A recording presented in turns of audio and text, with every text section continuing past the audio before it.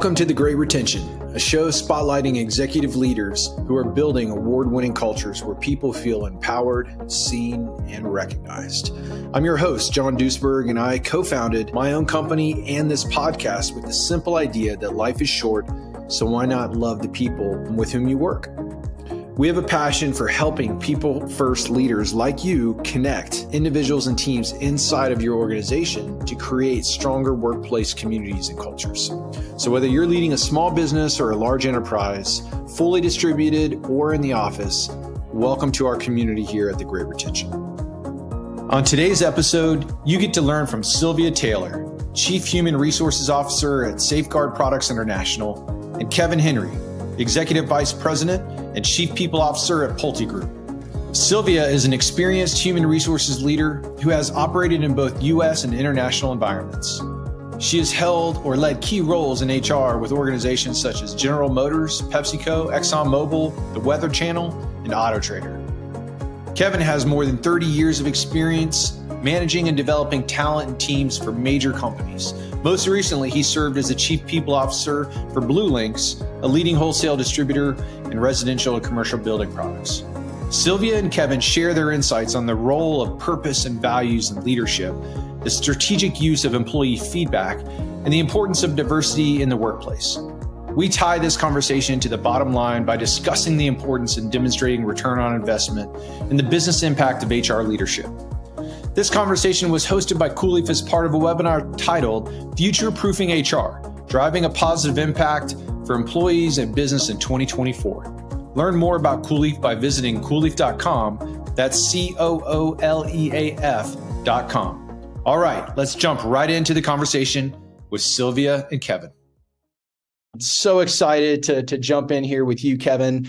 I actually got to know Kevin originally at your former company when you were a customer of CoolLeaf, and since then have developed a friendship. Kevin's one of those guys that there's just a presence in a room. I always leave inspired whenever we're talking. But so grateful that you're here with us today. So thank you, Kevin. John, thank you, and I'm loving all the comments in the chat. I'm humbled by your kind words. Just to share a little more context about my background, so you'll understand my perspective. Let me lead with most important. I am a husband to Tina. We've been married almost 27 years, and father to Tyler and Taylor. Tyler's a law student, and Taylor is about to graduate in May. So I'm really most excited about getting him off the payroll, hopefully. But it's been a real blessing and a privilege to be their dad and to be Tina's husband. I've got a 35-year career in HR. In 27 years, I've been in the top seat as both a CHRO, a CPO. I serve on a public board company called Saya. It's a transportation company, about a $10–11 billion market cap company headquartered here in Atlanta. I serve on the comp committee and the audit committee. I've also served on a private company board, several university boards, including my alma mater, Cornell University, and a number of community-based boards. And so service is very important to me. And using your God-given gifts and talents to be a good steward of what you've been put in charge of. My background, I've got consumer packaged goods, manufacturing, distribution, financial services, retail, hospitality, and now construction and real estate. And remember years ago, my mother asked me the question whether or not I could keep a job because I've worked a bunch of places.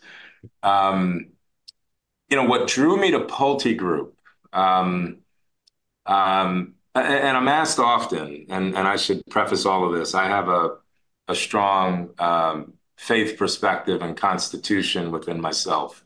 It's uniquely mine, but it's there. And I get asked all the time, have you managed your career? Have you made these choices? It seemed to have worked out pretty good for you. And what I always respond with is, it's not me. And I'm not actively trying to manage my career. what I'm trying to do is be obedient and be of service where I can be helpful. And so what drew me to PulteGroup is a company that I think, and I joined in June of this year, again, just to give you context, so a little over 5 months. A company that's got very good bones.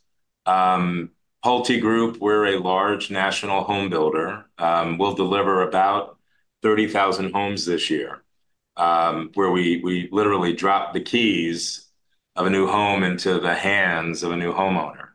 And really good company, good bones, strong culture, a company that gets it. And when I say it, it's everything that John articulated, everything you're going to hear Sylvia talk about, much what many of us on the call are acutely aware of, which is the value and the importance of people and engaging people and leveraging people and accomplishing great things through people. And so it's a company that gets it. It's a company, again, that's really good. Some might say we're a great company. We have been humbled and honored to have received a bunch of designations on the Fortune list of great companies and the Great Place to Work designations. But what also inspired me to join the organization was an interest and a commitment and a desire to be extraordinary. So not just to be good, not just to be great, but to be extraordinary and use this platform that we have really to lean in and invest into the lives of others. One of the things that really strikes me and was attractive to me here at PulteGroup is our missional purpose, our reason for being. And it's, we aspire to build incredible places where people can live their dreams. Build incredible places where people can live their dreams. And I remember reading that and talking to Tina about that, and talking to the boys about that, because we talk about, where I invest my time. And I said, how cool is that? To be able to lean in and use a platform to build extraordinary and amazing places where people can live their dreams. And it's been a fabulous journey. I'm blessed to work with a great team, wonderful folks that, I work hard to earn the right to serve and to make sure that we carry out our missional purpose and we meet the expectations of those who have expectations of us. But again, pleasure to be here. Last comment I'd make, while my core experience has been in HR, I've also run marketing, I've run procurement, I've run guest relations, I've run operations. I've been an assistant to the president, I've been the chief of staff to the CEO, all from the perch of being the head of human resources. And so I offer all that as maybe some inspiration for many of you on the call on where you can go with this vocation and this wonderful discipline that we are all a part of. But been a real joy and a pleasure, and look forward to, again, spending some more time with everybody here this afternoon.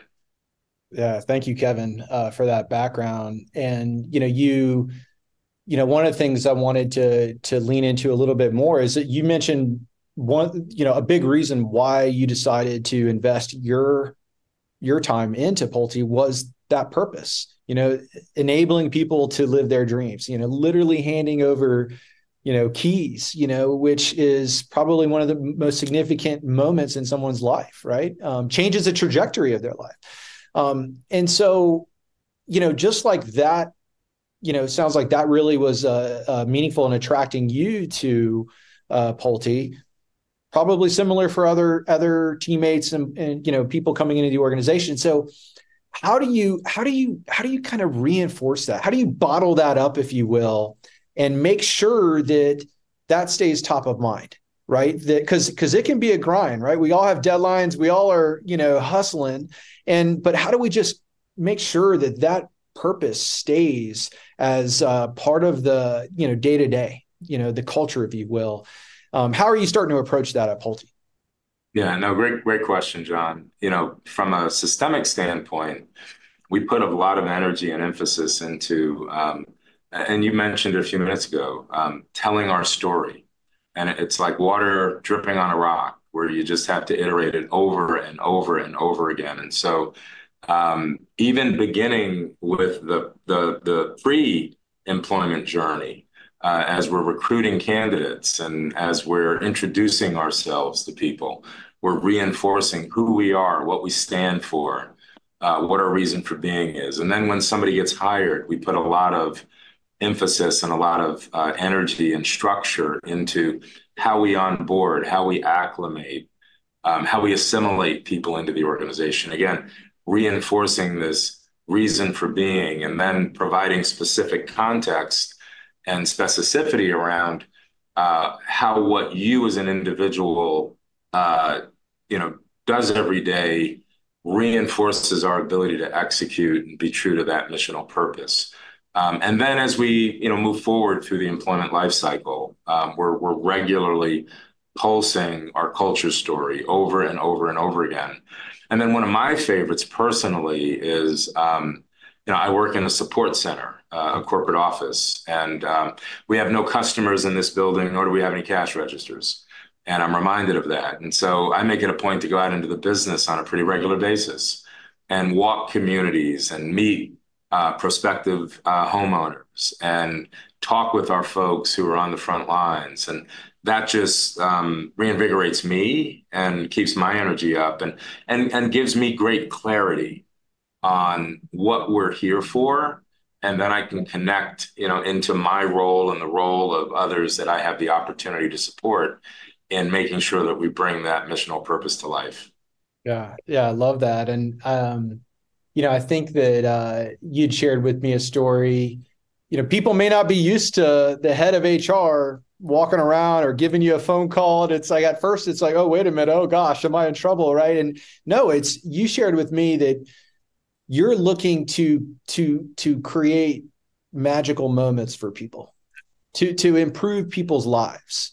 Right. And last time we met, I'm going to say you challenged me, but you inspired me to think bigger, right? To say, hey, we all have a platform. And as an HR leader in our company, this organization has a platform that I can use, not just to improve our culture or the experience that someone has, but they're having generational impact, right? So tell me a little bit more about that idea of how do we, from an HR leadership perspective, think bigger? How do we use this platform? What does that mean? What maybe some examples, and what's your thoughts on that?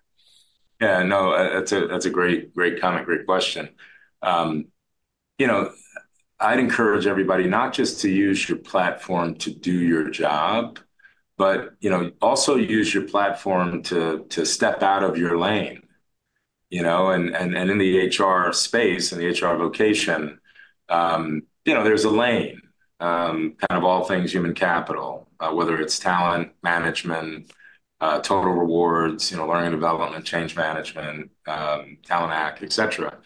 I mentioned a few minutes ago, I've had the privilege of working in other areas while kind of being anchored in HR. That's because I've gotten out of my lane. And I've said, hey, I want to lean into the commercial engine. And maybe I missed the meeting, and this happened in the meeting I missed, but all of a sudden the CMO is reporting to me. Or I was kidding about missing the meeting. Hey, I want to get to know what's important to our customers and how we impact and influence NPS. And all of a sudden you've got customer care that's part of your organization. And so stay in your lane and be functionally excellent in your lane, but do that in order to be able to get out of your lane. And again, think bigger and think better and with more of an expanse beyond just the traditional functional domain, that many of us have kind of grown up in. I think the other comment I'd make is, back to magical moments. A lot of people, and this, I struggle with this sometimes, right? Because I'm not a big deal. I have people I meet and they say, hey, Mr. Henry. And I said, look, my daddy's Mr. Henry. I'm Kevin. Please don't call me Mr. Henry. Call me Kevin. And, but the honesty is, we're a big deal because of the roles we have, the titles that we wear around our neck. And it's a big deal. If somebody on this call reaches out to an employee out of the blue and just says, hey, Sally, I just wanted to acknowledge you, recognize you. I heard about the great work that you did last week, or, the service recovery that you executed. It doesn't take much time for us, but it is incredibly impactful. I'm a big fan of sending notes home. Like everybody else, I have access to the HRIS system, so I can look up addresses and families and family members. And if you listen well, I remember listening on a trip once, and somebody said, "Hey, my kid, they just made first chair violinist." And it was kind of an in passing comment. And I'm at an age and stage now, I got to write stuff down. So when they're not looking, I'll just make a note in my phone or write it down. And then I'll get back in my office and I'll look up the person and look up their kid. And their kid is, Johnny. And I may write a handwritten note on the back of a business card, address an envelope to Johnny, send it to Johnny's home. And then, fast forward a couple days later, Johnny gets some mail with the company stationery. And the parent is like, "Is that for me?" And Johnny's like, "No, actually, it's for me. It's from some guy named Kevin Henry." And the parent goes, "Kevin Henry sent you a note? What does that say?" "Well, it says, 'Congratulations. Your dad is awful proud of you. I was traveling with him and he made it a point to tell me that you made first chair violinist. I'm super proud of you.'" And then, read on the back of my business card. And what I usually do is I make another note and I say, "This business card entitles you to the biggest freaking sundae that you can fit in your mouth, on behalf of your parents." And so you also create an opportunity for the parent in that example and Johnny to bond, and for Johnny to know, man, my dad is proud of me. He's talking about me at work, and the folks at work are listening. And so that's an example of a magic moment. And it doesn't take much, other than, being intentional. No, I love that story, Kevin. Own your lane with excellence, but use that as a way to step out and to learn the business, right? How you can have commercial impact. And while you're doing that, be attentive to those personal stories, right? That you can then create that magical moment. So thank you for sharing that, Kevin. Hang tight. We're gonna come back to you here in a moment, but really appreciate you just sharing kind of the overall insights there.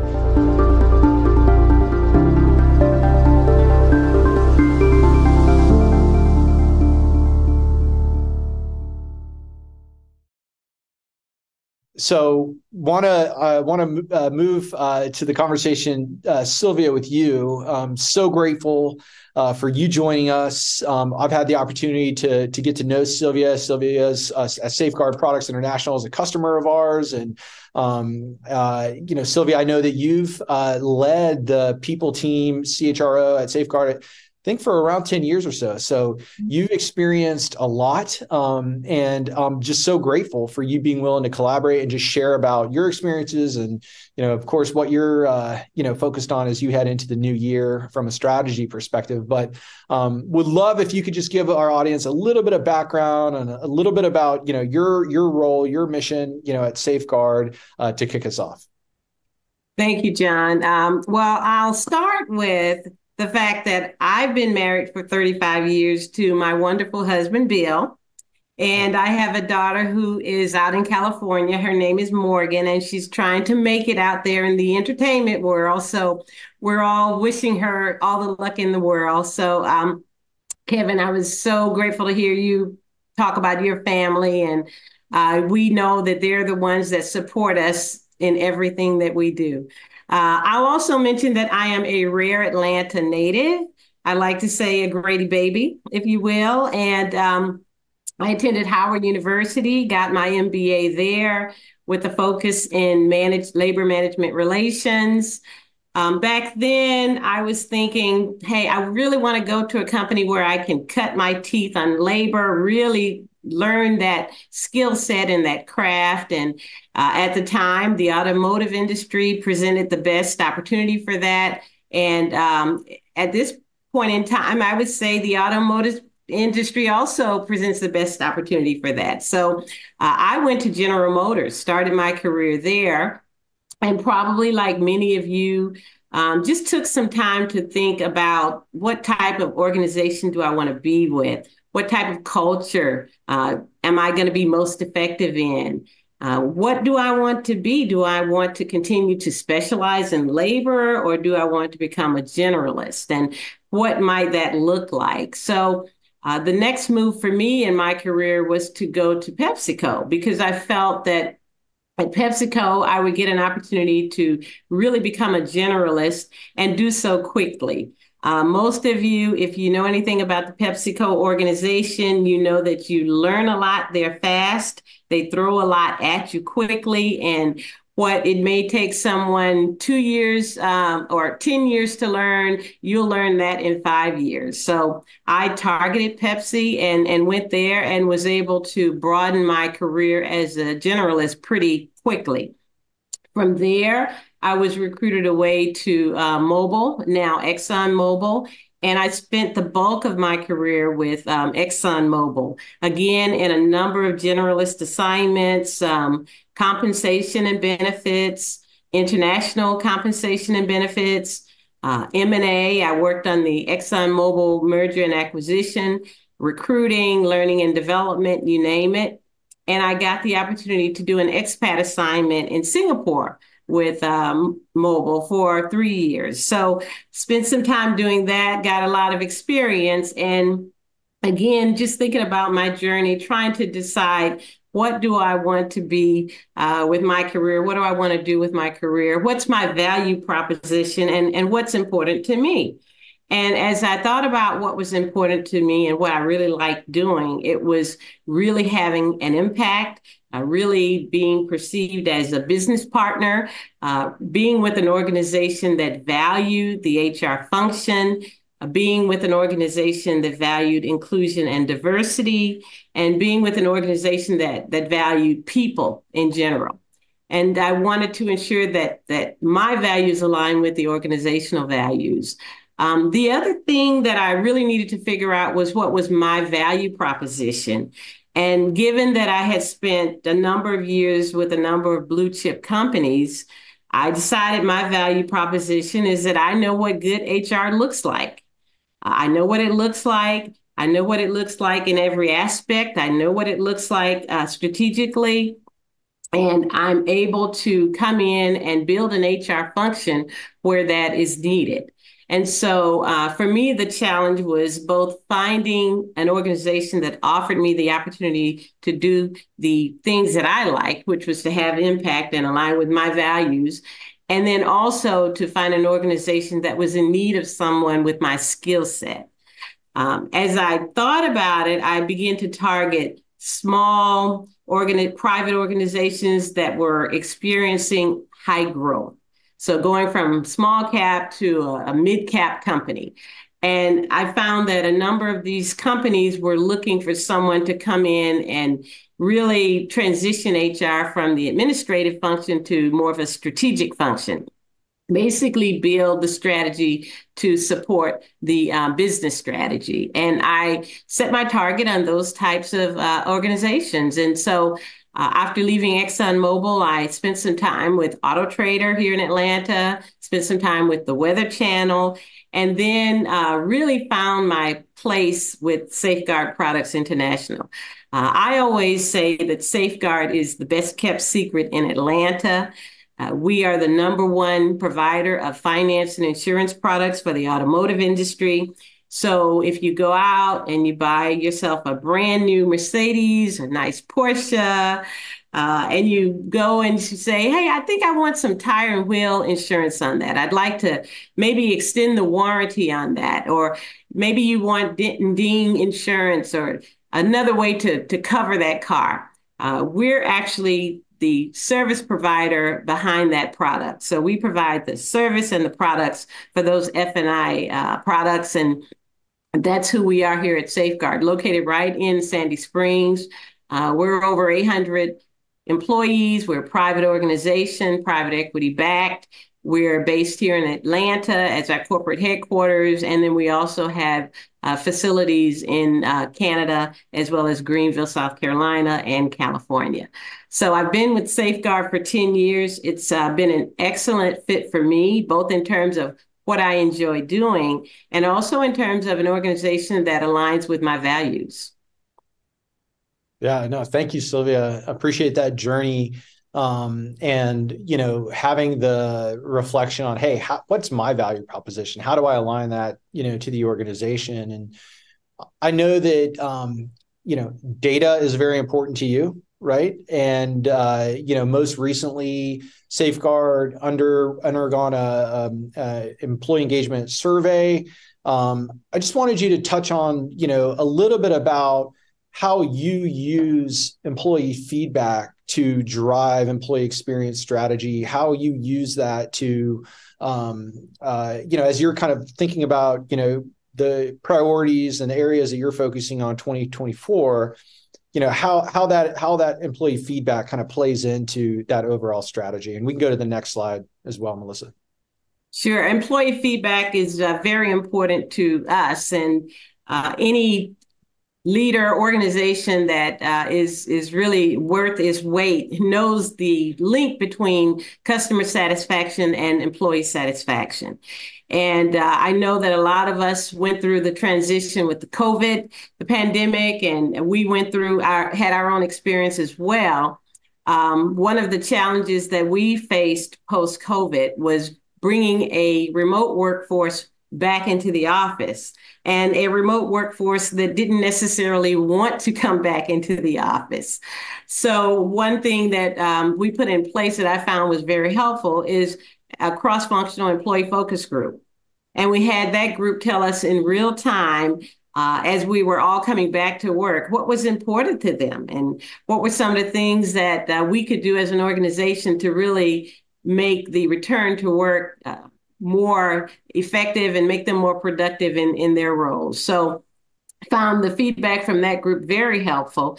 And one thing that came out of that feedback was folks wanted a way to sort of jumpstart collaboration and teamwork within the organization. And one thing that we did, and it was actually the idea of our CEO, Randy, is that we put a coffee bar in place in the middle of the building so that we could draw employees in an organic manner to just collaborate more. And we found that improved the productivity. So that's one way in which we use data. But most recently, we completed an employee survey that was administered by CoolLeaf.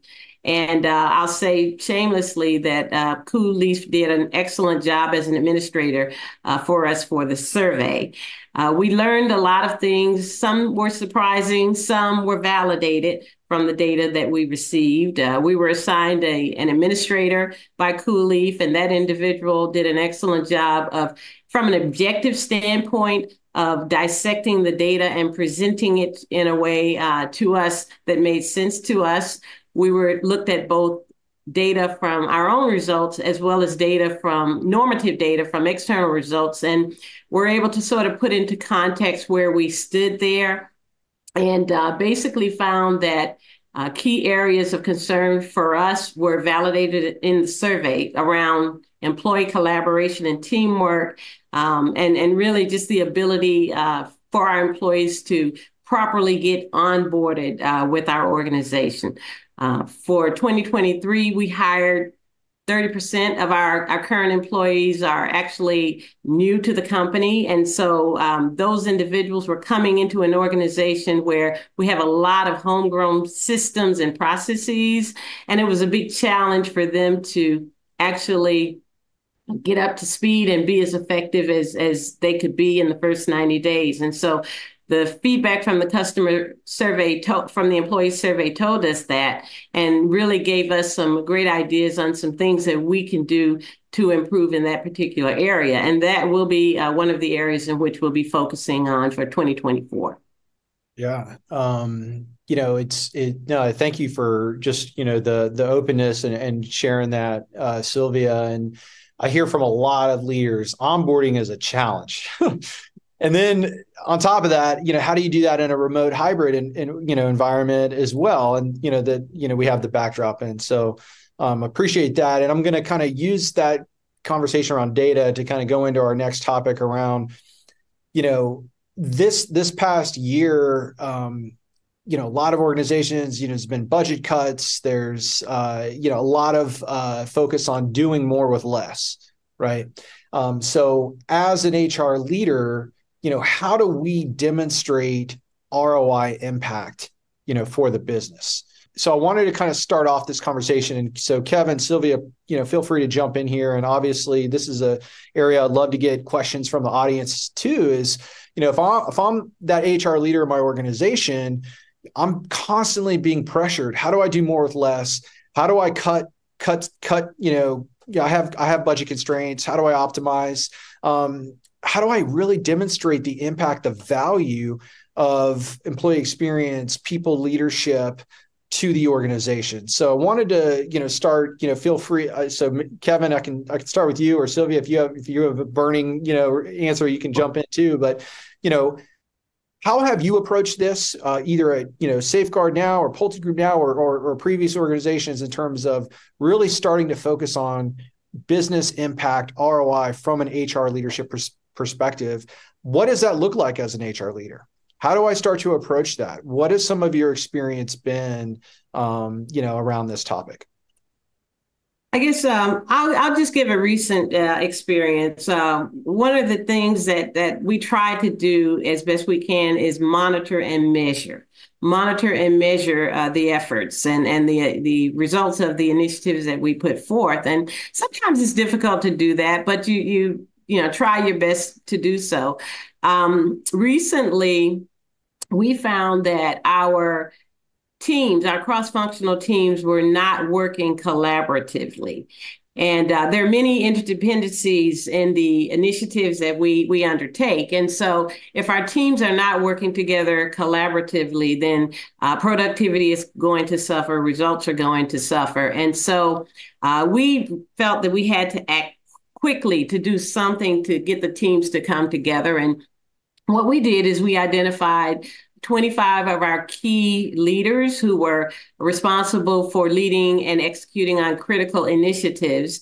And we put them in an aggressive 4-month leadership development program that was really focused on cross-functional collaboration and some of the barriers to that. And the barriers were identified by those employees. So we put a customized program together that basically focused on learning and leveraging conflict, effective problem solving, leading effective teams, strategic thinking, and practical application. And to ensure that, in fact, that program was working, we would meet with the cohort of 25 after every session. We put them through half-day sessions twice a month. And basically, after each session, we would survey them, and we'd get a net promoter score on, are these techniques and tools that we're giving you working? Do you feel that you can apply them to your current roles? We had them bring specific company and team issues and conflicts that they were working on into the session to actually work. And we took the feedback from each of those sessions, those net promoter scores, and used them to customize future sessions on a real-time basis.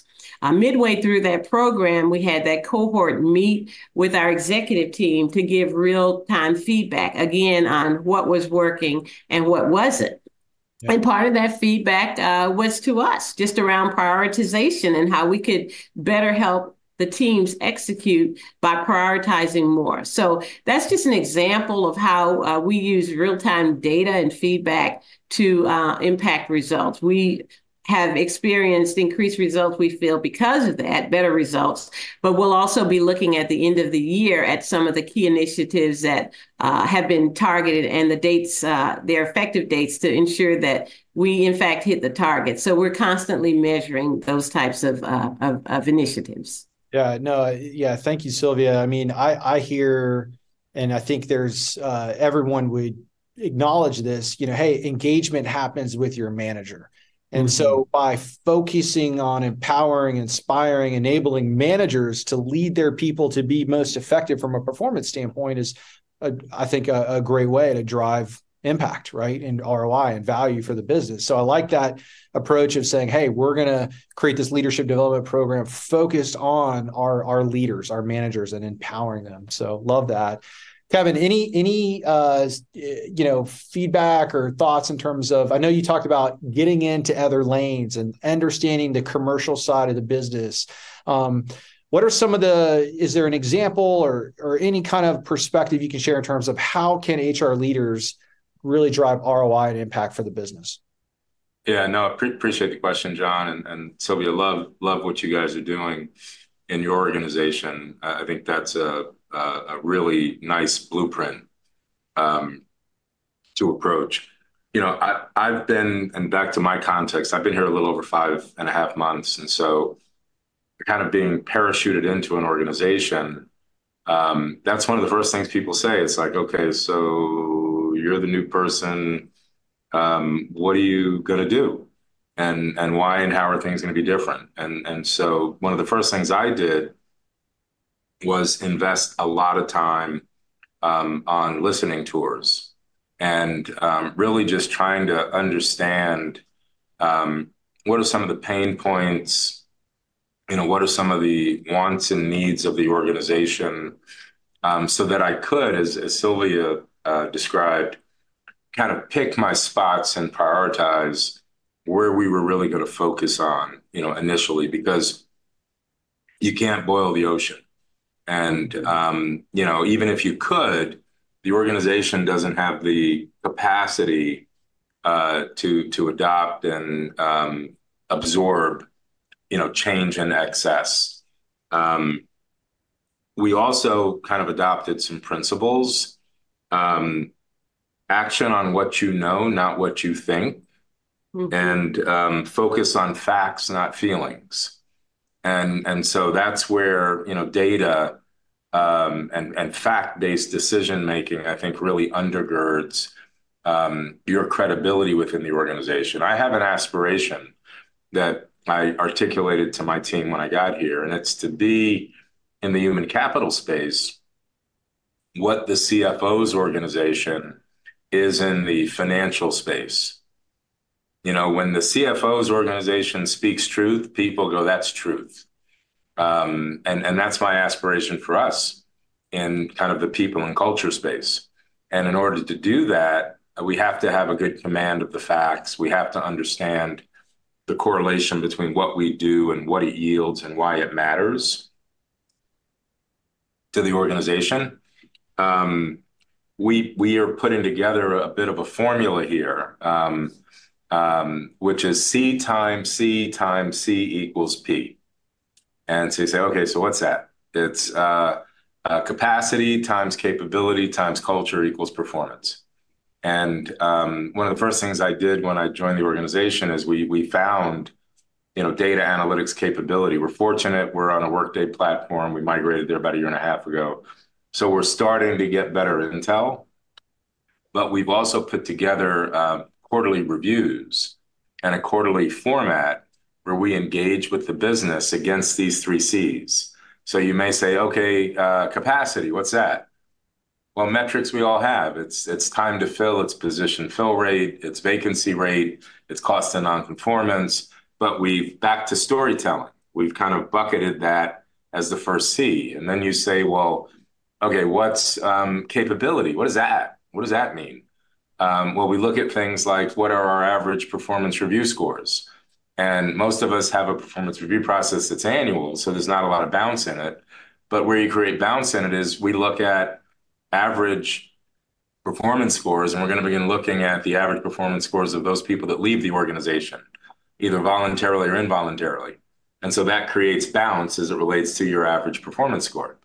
And a few other metrics in that capability bucket, D&I metrics, belonging metrics kind of go into that capability bucket. And then the last one around culture, as Sylvia mentioned, it's the Cool Leaf survey, it's the Great Place to Work survey, it's the Gallup survey, whatever instrument, the folks on the call might use. But it's bringing all that data. It's exit interview survey. It's employment practice liability frequency trends. So you've got C times C times C.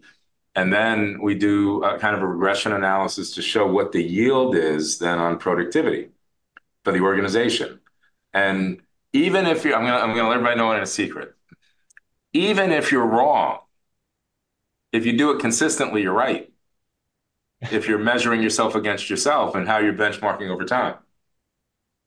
even if it's not quite right, if you do it consistently, it is right because it gives you the insights in order to drive different behaviors to deliver different outcomes. If you always do what you always did, you always get what you always got. And so if you don't like the outcome, do something different and get a different outcome. But we've used data. We've put together a framework. We've created a rhythm and a love language within the business, to really earn the credibility to be able to, provide some consultative insights to help drive behaviors that, hopefully impact the results of the business. I love it, Kevin. And C times C times C equals P. I love it. Haven't heard it put that way, but thank you for dropping that nugget of wisdom on us here. Kevin, Sylvia, thank you so much. This was amazing. And we're looking forward to continuing this conversation. This conversation was hosted by CoolLeaf as part of a webinar titled Future Proofing HR, Driving a Positive Impact for Employees and Business in 2024. That wraps up another edition of The Great Retention. Thank you for joining us and being a leader who genuinely cares about recognizing and empowering the everyday hero and the team members around you. We are proud to support your leadership journey and grateful for your support of this podcast. If you haven't already, please rate the show on Apple Podcasts and share it with a friend. This helps us get this content in front of more aspiring people-first business leaders. If you'd like more perspectives on how to create exceptional cultures around award-winning talent, go to coolleaf.com and sign up for our newsletter to get them straight into your inbox 2 times per month. This podcast wouldn't be possible without the help from our production team at Chat with Leaders Media. Learn how you can launch your own podcast to grow your business at chatwithleaders.com. Thanks again for listening. Now go be people first leaders by celebrating and connecting your people today.